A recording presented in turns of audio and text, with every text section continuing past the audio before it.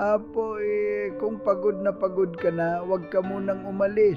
Pakinggan mo muna ito ang mga sasabihin ko sa iyo, Apo. Alam kong may mga laban kang tahimik mong dinadala. Mga pangarap na ilang beses mo nang sinubukang abutin, pero paulit-ulit ding nawala sa mga kamay mo. Masakit yon, sobra. Pero pakinggan mong mabuti ang sasabihin ng matanda. Huwag kang matakot magsimulang muli kahit ilang beses ka nang nabigo. Ang pagkabigo ay hindi sumpa. Isa itong guro. Masakit itong magturo, pero kapag natuto ka, magiging mas matatag ka kaysa noon. Alam mo, Apo, wala pa akong nakilalang taong naging matagumpay nang hindi muna dumaan sa luha, takot at pagkadapa. Lahat sila ay minsang nawalan ng pag-asa. Ang pinagkaiba lang nila sa iba, hindi sila tumigil. Kung nadapa ka ngayon, huwag mong isipin na hanggang dyan na lang ang buhay mo.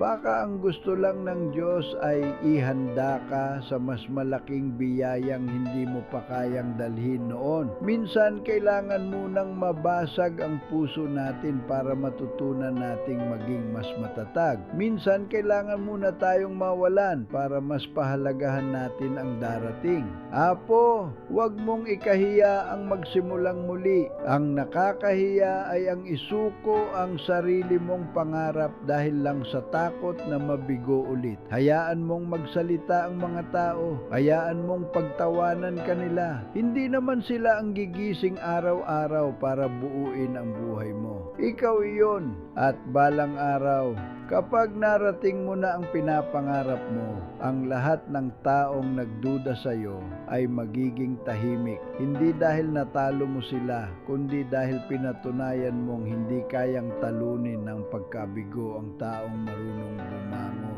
Kaya kung umiiyak ka habang pinakikinggan mo ito, ayos lang, ilabas mo ang sakit, pero pagkatapos mong umiyak, tumayo ka ulit dahil may naghihintay pang panibagong umaga, may panibagong pagkakataon, may panibagong simula. At tandaan mo ito, Apo, hindi ka tinutukoy ng mga pagkatalo mo. Ang tunay mong pagkatao ay makikita sa bawat pagkakataong pinili mong bumangon kahit wala nang naniniwala sa iyo. Kaya lumaban ka pa, magsimula ka ulit, at huwag na huwag mong hahayaang ang takot ang magsulat ng katapusan ng kwento ng buhay mo. Dahil hanggat humihinga ka, hindi pa tapos ang laban, at ang pinakamagandang kabanata ng buhay mo baka hindi pa nagsisimula.